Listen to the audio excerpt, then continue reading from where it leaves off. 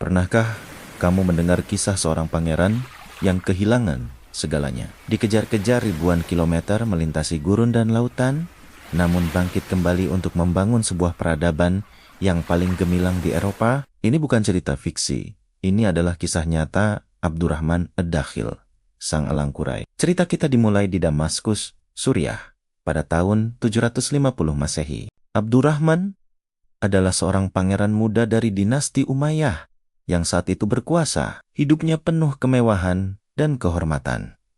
Namun, semua itu hancur dalam sekejap mata. Sebuah revolusi besar yang dipimpin oleh dinasti Abbasiyah menggulingkan kekuasaan Umayyah. Keluarga Abbasiyah tidak menunjukkan belas kasihan. Mereka memburu dan menghabisi hampir seluruh keluarga Umayyah. Di tengah kekacauan itu, Abdurrahman yang baru berusia 19 tahun berhasil melarikan diri. Bayangkan, seorang pangeran yang biasa hidup nyaman, kini harus lari sendirian, hanya ditemani oleh seorang budak setianya, Badr.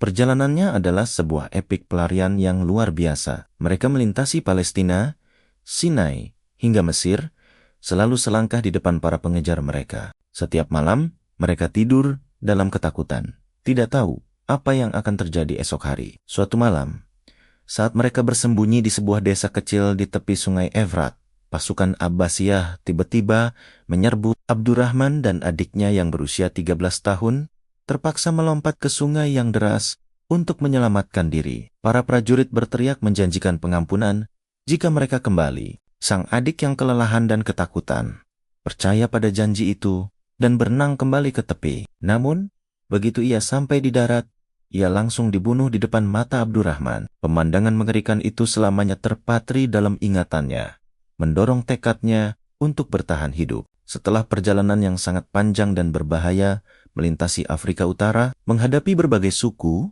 dan pengkhianatan, Abdurrahman akhirnya tiba di Andalusia, atau yang kita kenal sekarang sebagai Spanyol. Saat itu, Andalusia adalah wilayah yang terpecah belah, dipenuhi konflik antar suku Arab dan Berber. Abdurrahman melihat sebuah peluang. Dengan statusnya sebagai keturunan Umayyah yang masih dihormati oleh sebagian pihak, ia mulai menggalang dukungan, karisma, kecerdasan, dan keberaniannya dengan cepat menarik banyak pengikut. Dalam waktu singkat, ia berhasil menyatukan faksi-faksi yang bertikai dan menantang gubernur yang berkuasa.